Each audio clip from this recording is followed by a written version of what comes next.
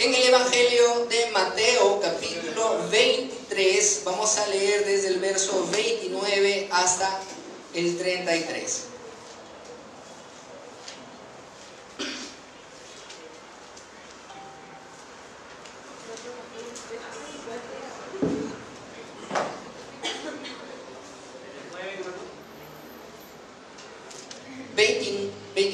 Desde el 29 hasta el 33.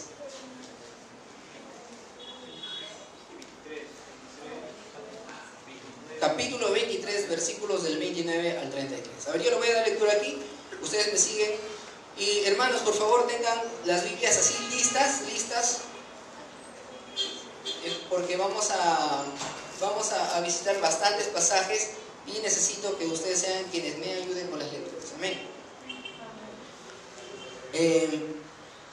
Dice: hay de ustedes, maestros de la ley y fariseos hipócritas, construyen sepulcros para los profetas y adornan los monumentos de los justos, y dicen: si hubiéramos vivido nosotros en los días de nuestros antepasados, no habríamos sido cómplices de ellos para derramar la sangre de los profetas. Pero así quedan implicados ustedes al declararse descendientes de los que asesinaron a los profetas. Completen de una vez por todas lo que sus antepasados comenzaron. Serpientes, generación de víboras, ¿cómo escaparán ustedes de la condenación del infierno? Oremos. Señor, te damos gracias por permitirnos estar aquí a punto de escuchar este tema, Señor, que es muy importante, ya que es un tema que casi ya no se habla en este tiempo, porque suele herir la susceptibilidad de los oyentes. Sin embargo, tú, Señor Jesucristo, eres el mayor referente en las Escrituras de quien habla acerca y enseña acerca de este tema. Ayúdanos para que podamos entenderlo, Señor, de la manera que tú deseas, y podamos tener un mayor panorama, Señor, de tu santidad, y al mismo tiempo tengamos temor, Señor, de las cosas que nosotros hacemos. Gracias te damos en el nombre glorioso de Jesucristo. Bien. El Señor enseñó que al final de los tiempos va a haber una separación. ¿Sí? Vamos a ver los evangelios, en especial este de Mateo, vamos a visitarlo bastante, así que no se separen de Mateo. Vamos a retroceder al capítulo 13, desde el verso 47 hasta el verso 49, la parábola de la red, lo que todos lo conocemos. También se parece el reino de los cielos a una red echada al lago que recoge peces de toda clase. Cuando se llenan, los pescadores la sacan a la orilla, se sientan y recogen en canastas los peces buenos y desechan los malos. Así será al fin del mundo. Vendrán los ángeles y apartarán de los justos a los malvados, y los arrojarán al horno encendido, donde habrá llanto y rechinar de dientes. Bien, la semana pasada escuchamos al pastor hablar sobre el cielo, el cual es el destino de todos los redimidos. Pero nos preguntamos, ¿qué sucede o qué sucederán con todos los demás? ¿Qué van a pasar con aquellos que nunca creyeron en el Evangelio? Y peor aún, ¿qué va a pasar con aquellos que, estando en las iglesias, en realidad nunca se arrepintieron y que solamente vivían una vida de apariencia, una aparente piedad? ¿Qué va a pasar con ellos? Aquí pues entra a tallar este tema acerca del infierno. Hace algunos años, un cantante famoso que me imagino que varios de ustedes han escuchado, afirmó que Jesús habló más del dinero que del infierno. Así, con esos términos. Lo que evidencia en realidad su gran ignorancia acerca de este tema. ya que Jesús en todas las Escrituras es quien más trata con este tema acerca del infierno. Más que los apóstoles, de hecho casi ni lo mencionan, una u otra vez. Pero Jesucristo habla bastante acerca de este tema del infierno. De manera que cuando lo mencionamos aquí, es un peso grande de autoridad. ¿Sí? Para nosotros toda la Biblia tiene autoridad. De hecho, toda la palabra es inspirada por Dios. Pero aún hay mucho más razón para que el mundo entero crea que acerca del infierno, porque son palabras mismas de Jesucristo cuando se menciona. Vamos a desarrollar este tema en 5 puntos. ¿Sí? Si quieren pueden tomar nota, o si no les mando después fotos de mis notas. Me lo piden nada más. Pero vamos a decir que es un lugar. No es así. Ahí aparece la historia sin fin. Lucas capítulo 16, versos 19 al 31 nos refiere la parábola del rico y Lázaro. ¿Sí? Ustedes ya saben más o menos cómo narra, ¿no? Había un rico que vivía siempre con grandes banquetes y a su puerta estaba Lázaro, que era un mendigo. Al final mueren los dos. Lázaro va al seno de Abraham y el rico se va al infierno. ¿Sí? Se va allí, donde está siendo atormentado por las llamas. Luego vamos a volver a tomar referencia acerca de este punto, ¿sí? Pero aquí en este momento quisiera que veamos de que existe un lugar donde habrán tormentos, ¿sí? La Biblia se refiere a este infierno con términos locales. Vamos a ver Mateo 18:9. Y si tu ojo te hace pecar, sácatelo y arrójalo. Más te vale entrar tú en la vida que con 2 ojos ser arrojado al fuego del infierno. Amén. El término del fuego del infierno se refiere a un término que es Gehenna, ¿sí? Que deriva del hebreo Ge-Inon, ¿sí? Que significa el valle de Hinnom. ¿Y de dónde sale este valle de Hinnom? ¿O qué se refiere? ¿Por qué lo menciono? Vamos a ver 2 de Reyes, capítulo 23, verso 10. ¿Quién le tocaba? Nancy. Asimismo, profanó a Tofet, que está en el valle del hijo de Hinnom, para que ninguno pasase su hijo o su hija por fuego a Moloc. Bien. Tofet era un lugar, ¿sí? Era un lugar que se ubicaba al suroeste de Jerusalén, y la gente recurría a este lugar para sacrificar a sus hijos a Moloc. Y esto era un lugar repugnante para las personas para los judíos que vinieron ya a destruir todo eso, ¿no? Y como ustedes saben, estaba ubicado en el valle de los hijos de Hinnom. Por eso es que se relaciona como si fuera lo mismo, ¿no? Aunque sus términos son diferentes. Tofet significa, o Tofet significa escupitajo, o sea, algo que desprecias, ¿no?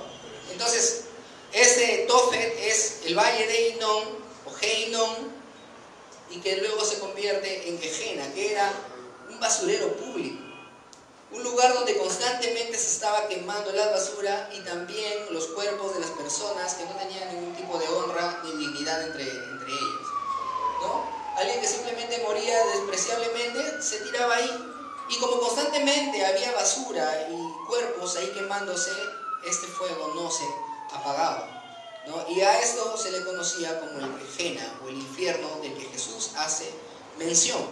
Vamos a ver qué es lo que dice Apocalipsis 19:20. Y la bestia fue apresada, y con ella el falso profeta, que había hecho delante de ella las señales con las cuales había engañado a los que recibieron la marca de la bestia y habían adorado su marca. Estos dos fueron lanzados vivos dentro de un lago de fuego que arde con azufre. Bien, un lago de fuego que arde con azufre. Bien, nuevamente, recuerden de que el texto apocalíptico es un texto bastante lleno de simbolismos. Sin embargo, podemos concluir de que existe un lugar, ¿sí? Este primer punto lo único que quiere es mostrar de que existe un lugar que nosotros conocemos o entendemos por infierno. Mateo capítulo 13, verso 42, lo llama como el horno de fuego. Apocalipsis 20, 15, lo vuelve a repetir como lago de fuego, como en 19, 20, que leyó Luchito. Primera de Pedro, capítulo 3, verso 19, lo llama como una prisión. ¿Sí? Hay debate respecto a este versículo, de hecho, cuando dice que bajó el Señor a predicarle a los espíritus encarcelados, y algunos dicen, no, se refiere a las personas que están muertas, sus pecados están encarcelados, entonces a ellos les predicó.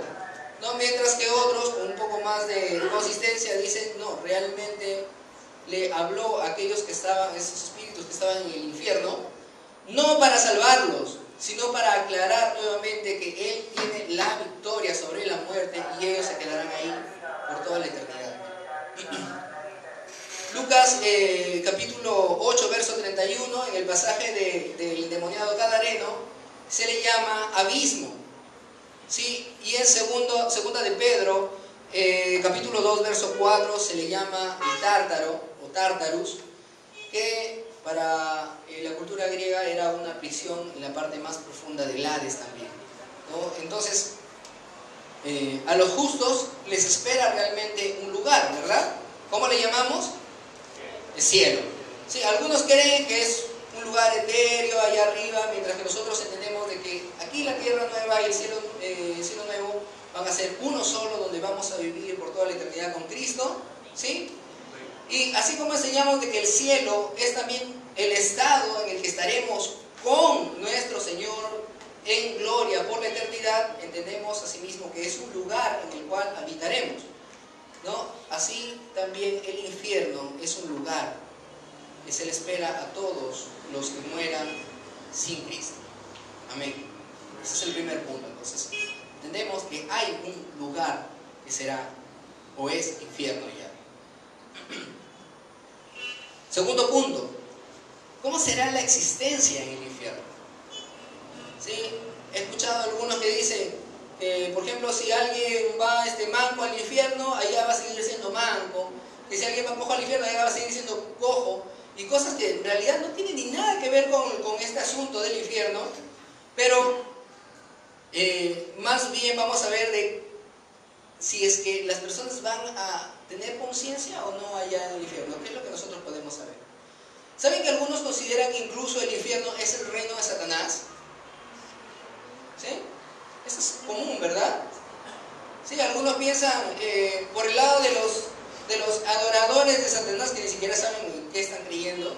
Ellos dicen, yo quiero irme al infierno porque allá va a ser como que va a ser chévere, vamos a disfrutar, dicen ahí en el infierno. Creo que han visto la película del Hijo del Diablo de Adam Sandler, y ellos piensan que en realidad allá en el infierno van a disfrutar, y no es así. Satanás no es el gobernante del infierno, ¿sí? Satanás de hecho va a ser uno de los prisioneros en el infierno. Algunos piensan que los demonios son los que están así con sus estacas hincándole a las personas. No es así, ellos también son parte de los que van a sufrir castigo eterno en esa prisión. Otros consideran que en el infierno simplemente significa una ausencia completa de la presencia de Dios.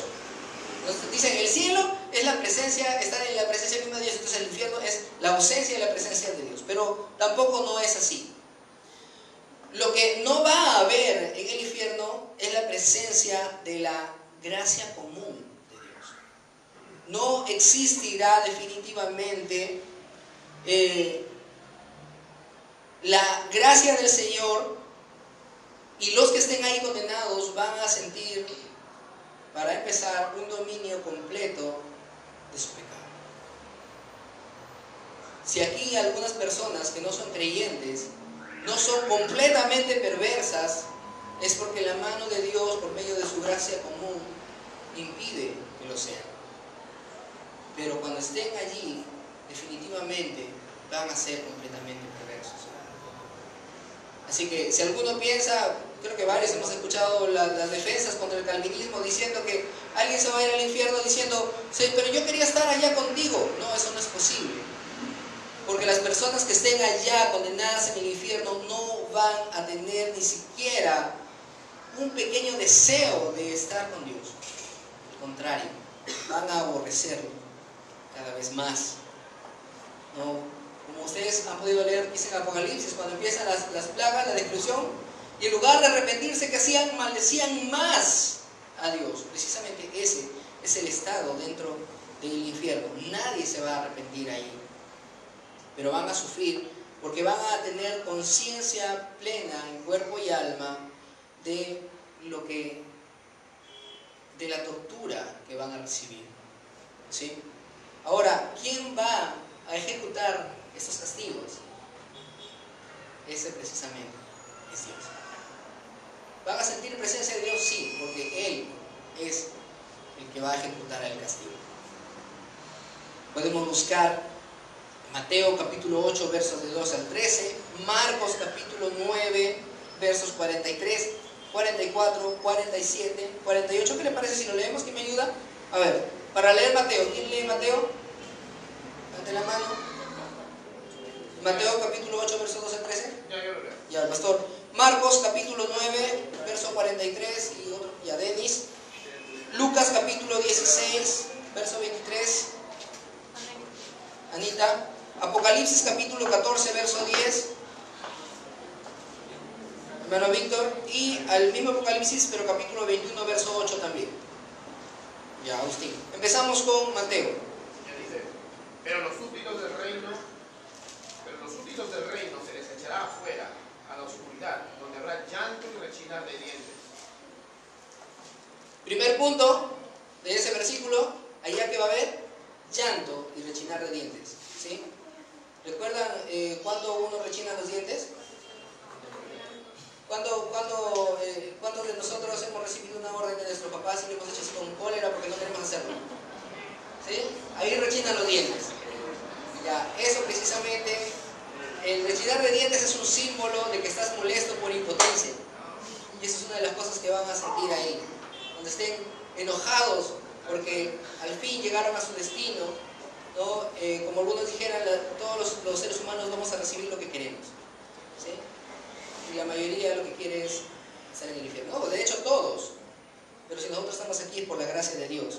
Así que uno de los puntos del sufrimiento de los que están en el infierno es llanto, crujir de dientes. Marcos, Denis, 43, 44, 47 y 48. Si tu mano te es ocasión de pecar, córtala. Te es mejor entrar en la vida manco que teniendo las dos manos y el infierno al fuego que no se apaga. Donde el gusano de ellos no muere y el fuego no se apaga. Y si tu ojo te es ocasión de pecar, sácate. Te es mejor entrar en el reino de Dios con un solo ojo que teniendo dos ojos ser echado al infierno. Donde el gusano de ellos no muere y el fuego no se apaga. Bien, el gusano no muere y el fuego no se apaga. Hay muchas cosas, muchas formas de explicar aquí respecto al tema del gusano, ¿sí? Porque algunos piensan, según los dibujos que a veces hacen, ¿no? De que es un gusano literal, ¿sí? O sea, allá en realidad nadie se va a identificar porque todos van a ser calaveras con el gusano. Otros piensan que el gusano se refiere a la conciencia, que va a estar atacándoles siempre para que recuerden todas las cosas que han hecho. No podemos nosotros decir con certeza, en realidad es así o es asá, ¿no? Porque estamos viendo un lenguaje simbólico, pero la referencia es de que esto no se va a acabar, va a ser una tortura constante, ¿sí? Lucas 16. Y su alma fue al lugar de los muertos. Allí en medio del tormento vio a Abraham a lo lejos con Lázaro junto a él. El 23 y el 28. Tengo 5 hermanos y quiero advertirles que no terminen en este lugar de tormento. Bien, este lugar de tormento. Repito, nadie puede decir con exactitud qué clases de tormento van a haber. ¿Sí? No creemos nosotros en alguien que venga y diga, sí, el Señor me llevó al infierno y me mostró que tiene forma de cuerpo humano y que sus brazos y sus piernas y todas esas cosas que sacan. Lo digo porque yo leí uno de esos libros. No creemos en eso. Nadie puede decir con certeza en qué consiste cada uno de los tormentos, pero lo lo que sí podemos asegurar es que hay un tormento constante. Apocalipsis 14:10.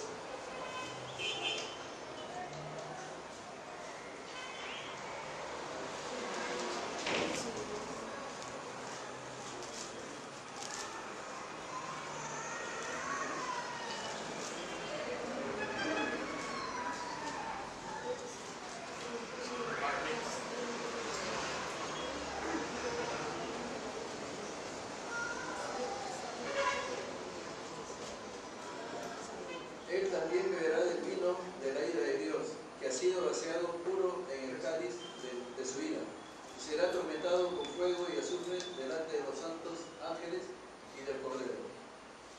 Amén. Y 21:8, Agustín. Pero los cobardes incrédulos, los abominables y homicidas, los fornicarios y hechiceros, los idólatras y todos los mentirosos tendrán su parte en el lago que arde con fuego y azufre, que es la muerte segura. Amén. Creo que está claro, ¿verdad? Si leemos repetidas veces todos estos versículos que hemos unido, la conclusión sigue siendo la misma: tormento eterno y continuo. Y van a existir, dice, grados también de castigo. Mateo capítulo 11, versos del 22 al 24.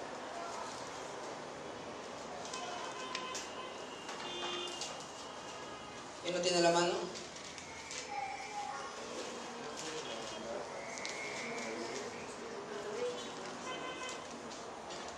Yo lo leo. ¿Y tú, Capernaum, acaso serás levantada hasta el cielo? No, sino que descenderás hasta el abismo. Si los milagros que se hicieron en ti se hubieran hecho en Sodoma, esta habría permanecido hasta el día de hoy. Pero te digo que en el día del juicio será más tolerable el castigo para Sodoma que para ti. Amén. El mismo Señor menciona esto, ¿no? Castigos mucho peores para algunos, y dice más tolerable, pero en realidad se refiere a menor intensidad para otros, así como también se menciona que algunos van a recibir también mayor recompensa que otros en el reino de los cielos. No creo en esa teoría de que cuando veas pasar a alguien con una corona grandísima, ese es Pablo. No creo en eso, pero definitivamente el Señor sí hace una referencia de grados de castigo dentro del infierno. Ya creo que esto está, el punto 3 está resuelto, ya lo hemos mencionado varias veces, pero vamos a hacer un énfasis a este punto, que es cuánto tiempo va a durar. ¿Cuánto tiempo va a durar? Ya hablamos de que el aniquilacionismo es una herejía, ¿sí? La emoción. El aniquilacionismo es una herejía, ¿sí? Eso cree en una muerte instantánea, así que no hay más tormento eterno. La duración de la condena, nosotros en nuestro mundo estamos convencidos de que va en proporción al crimen y también a la dignidad del agraviado, ¿sí? No es lo mismo que tú agarres o que alguien definitivamente está mal de la cabeza, agarre y ejecute a un perro o un gato, que aquel que ejecute a un ser humano, ¿sí? La Biblia misma dice, cuando Noé sale del arca, que el Señor le dijo que aquel que derrame la sangre de un hombre también debe morir, ¿sí? ¿Por qué? Porque el hombre es hecho a la imagen y semejanza de Dios. Entonces la dignidad del ser humano radica en que somos hechos a la imagen y semejanza de Dios. Pues cada uno de nuestros pecados, como lo diría el salmista, contra ti y solo contra ti he pecado. Eso no significa que nosotros no cometamos falta contra nuestros hermanos y no nos debemos arrepentir, sino que aún las faltas que cometemos contra nuestros hermanos son pecados contra Dios. Amén. Y la dignidad de Él es demasiado grande para que nosotros podamos pagarlo a lo largo de nuestra vida. Como es un Dios eterno, entonces la condena por pecar contra un Dios eterno es la condenación eterna también. El infierno para los impíos, además, debe durar lo mismo que el cielo va a durar para los redimidos. Vamos a ver Mateo capítulo 25, versículo 46. Si alguien lo tiene a la mano, lo lee.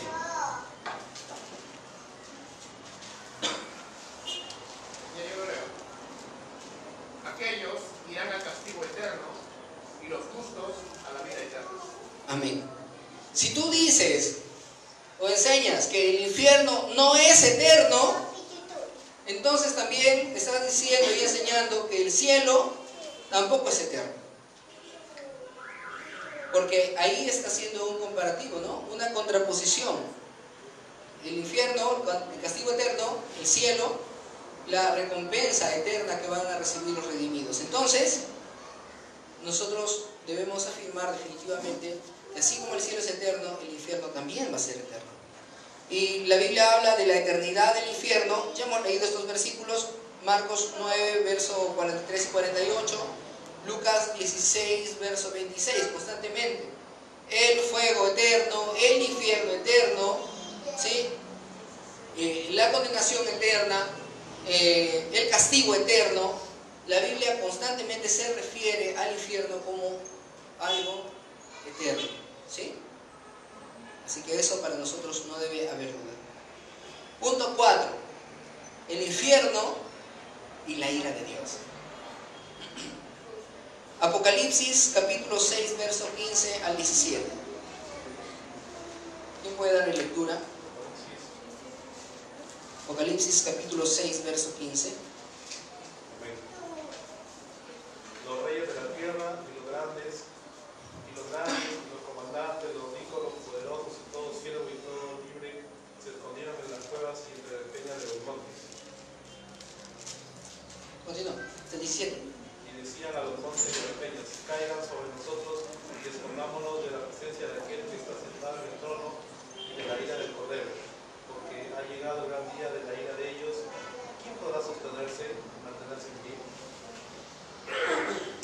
Amén. Hay algunos que enseñan dentro de los atributos de Dios la ira de Dios. Pero la ira de Dios no es un atributo. La ira de Dios es más bien la respuesta de la justicia de Dios ante el pecado de los seres humanos. Nosotros debemos entender, hermanos, que la ira de Dios es una manifestación de su justicia, de su amor y de su gloria. Cuando nosotros estemos en el cielo, sé que hay algunos que se preguntan y dicen: vamos a llegar y vamos a ver que muchos de nuestros familiares y amigos no están ahí, ¿no vamos a sentir tristeza? ¿Sí? Y una de las cosas que nos respondemos normalmente es: no vamos a sentir tristeza, porque el Señor va a ser nuestro consolador, ¿no? El Señor va a ser nuestro consuelo y Él es nuestro mayor tesoro. Pero hay un punto que es aún mayor, ¿no? Y esto, según narra R.C. Sproul, su maestro le respondió de esta manera, diciendo: no, al contrario, estaremos felices, porque la santidad de Dios será vindicada, porque esos que no estén en el cielo eran pecadores. Aquellos que no encontremos en el cielo son culpables de sus propios pecados. Y nosotros estaremos contentos de que la gloria de Dios siga intacta. Dios hace todas las cosas para su gloria. Y eso incluye mandar a gente al infierno. Eso incluye separarlos completamente de su presencia, porque es un Dios santo. Estamos en una cultura donde dice que Dios es todo amor. Así es amor.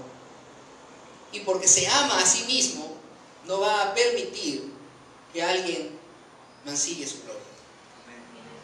Y la única forma en la que nosotros podemos estar allí delante de su presencia es habiendo sido cubiertos por la sangre de Jesucristo. Amén. ¿Por qué nosotros vamos a estar allá en el cielo? En lugar de preguntar: ¿por qué, Señor, no tuviste misericordia de los demás? ¿Por qué deberíamos preguntar más bien: ¿por qué tuvo misericordia de nosotros? ¿Por qué, si soy tan culpable como muchos que se están yendo al infierno, ¿Por qué vamos a estar delante del Señor por la eternidad? Y eso es un acto de su pura gracia. Y es lo que debemos recordar en este punto. Hay algunos que dicen, no, pero Dios no es vengativo. Qué raro, porque el mismo Señor dice, mía es la venganza. Y Él va a ejecutar venganza. Como diría Charles Spurgeon, nosotros debemos clamar y anhelar que el Señor retorne pronto. Pero si no estás seguro de haberte arrepentido, realmente clama porque no venga. Porque ese día va a ser terrible. Para los redimidos va a ser un día glorioso. El día en que nosotros seamos elevados a la dignidad misma de Jesucristo delante de los ojos de todos. Pero al mismo tiempo va a ser un día de oscuridad. Vamos a leer Joel capítulo 2, versos del 1 al 11. Toquen la trompeta en Sión, den la voz de alarma en mi santo monte, tiemblen todos los habitantes del país, que ya viene el día del Señor. En realidad ya está cerca, día de tinieblas y oscuridad, día de nubes y densos nubarrones. Como la aurora que se extiende sobre los montes, así avanza un pueblo fuerte y numeroso. Pueblo como nunca lo hubo en la antigüedad, ni lo habrá en las generaciones futuras. Antes de que llegue, devora el fuego. Cuando ya ha pasado, las llamas lo inflaman todo. Antes de que llegue, el país se parece al jardín del Edén. Cuando ya ha pasado, queda un desolado desierto. Nada escapa su poder. Tienen aspectos de caballos, galopan como corceles, y al saltar sobre las cumbres de los montes, producen un estruendo como el de carros de guerra, como el crepitar del fuego al consumir la hojarasca. Son como un ejército poderoso en formación de batalla. Ante él se estremecen las naciones, todo rostro palidece. Atacan como guerreros, escalan muros como soldados. Cada uno mantiene la marcha sin romper la formación. No se atropellan entre sí, cada uno marcha en línea. Se lanzan entre las flechas sin romper filas.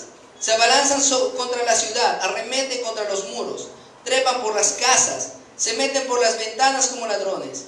Ante este ejército tiembla la tierra y se estremece el cielo, el sol y la luna se oscurecen y las estrellas dejan de brillar. ¿Les parece conocido esta parte con Mateo 24? Truena la voz del Señor al frente de su ejército. Son innumerables sus tropas y poderosos los que ejecutan su palabra.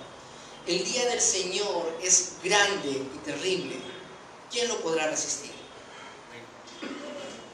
Algunos consideran que solamente se refiere a langostas que el Señor mandará para devorar las tierras de Israel. Pero habla del día del Señor que será grande y terrible. Para nosotros un día glorioso, pero para los que se pierdan un día terrible. Y nosotros debemos estar atentos a eso. El infierno es la misma ira de Dios y del Cordero. Una ira tan terrible que, como vemos, los grandes, los capitanes, los generales, los ricos del mundo gritando: montes cúbrannos, aplástennos. No queremos ver esa ira, pero nadie va a poder escapar de esa ira, sino únicamente los que han sido comprados por la sangre de Jesucristo. Amén. Punto final. ¿Cuál es la implicancia del conocimiento del infierno con el Evangelio? Ya entendiste que el infierno es la ira de Dios, ¿sí? En un lugar de tormento eterno, si quieres resumirlo así. Pero ahora, ¿qué a nosotros? ¿Voy a utilizar el tema del infierno para asustarlos a ustedes? Se supone que los presentes ya estamos aquí con una convicción de ser comprados por la sangre de Jesucristo, somos redimidos y estaremos con Él por la eternidad. Entonces, ¿qué a nosotros este tema del infierno? Primer punto, no es posible dar una buena noticia sin que antes haya una mala situación.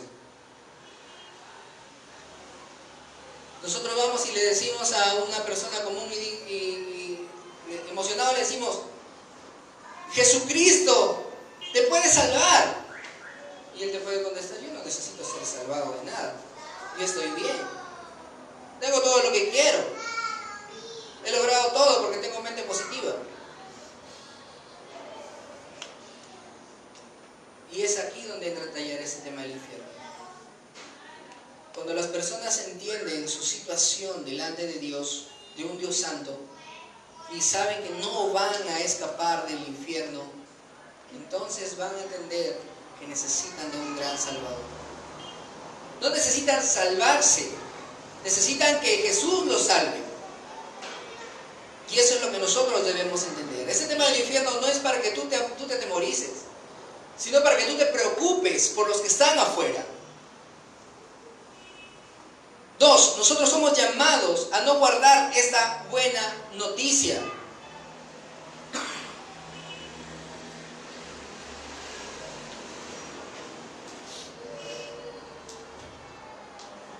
Mateo capítulo 5, versos del 13 al 16. ¿Qué nos dice el mismo Señor? Ustedes son la sal de la tierra. Pero si la sal se vuelve insípida, ¿cómo recobrará su sabor? Ya no sirve para nada, sino para que la gente la deseche y la pisotee. Ustedes son la luz del mundo, y una ciudad en lo alto de una colina no puede esconderse. Ni se enciende una lámpara para cubrirla con un cajón. Por el contrario, se pone la repisa para que alumbre a todos los que están en la casa. Y a eso nosotros hemos sido llamados, a poder llevar el Evangelio como una luz por medio de nosotros. Recuerda de que el Señor no te necesita en realidad. Él puede salvar a quien Él quiera. Como dijo el mismo Jesucristo, puede levantar hijos de Abraham hasta de las piedras. Sin embargo, nos ha concedido ese gran honor y privilegio de ser los conductores del Evangelio. Y nos ha mandado: vayan y hagan discípulos a todas las naciones. No nos ha dicho: bueno, hijos, ya los salvé, si ustedes quieren, compartan esta noticia. No, es una orden a todos. Por eso se llama la Gran Comisión. Nosotros somos llamados, algo que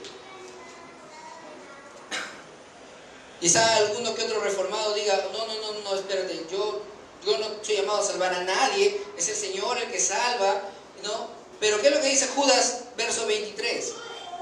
A otros, sálvenlos arrebatándolos del fuego, compadézcanse de los demás.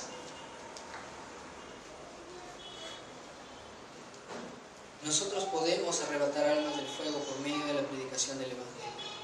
Recuerda que tú no has sido tú no tienes la lista de los salvos, de los redimidos. Tú no tienes la lista de los espiados. Nosotros tenemos que salir y arrebatar las almas del fuego. Tenemos que salir y predicar el Evangelio de forma urgente. A diario. Velo en tu propia casa. ¿Cuántos familiares ya han fallecido en estos últimos años en tus casas? ¿Cuántos vecinos ya partieron con el Señor? ¿Cuántos compañeros de la universidad, del colegio, del trabajo ya partieron? ¿Y tú qué estabas haciendo? ¿Qué estábamos haciendo? Ahora que ya entendimos que en realidad la condenación es eterna, yo creo que esto no... Para empezar, la Biblia mismo dice que tú tienes que orar por tus enemigos.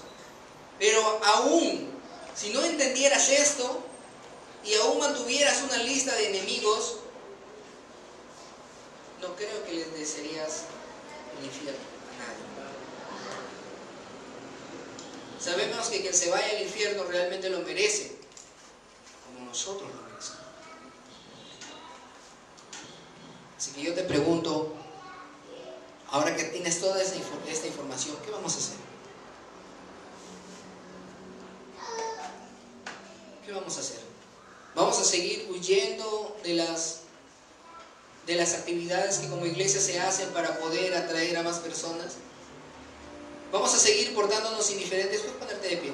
Vamos a seguir indiferentes y diciendo, no, esta no es mi chamba, es la chamba de los demás. No, yo no he sido llamado a esto. O no, yo no soy joven para estar en el rellén. O sea, que los otros jóvenes se vayan al diablo.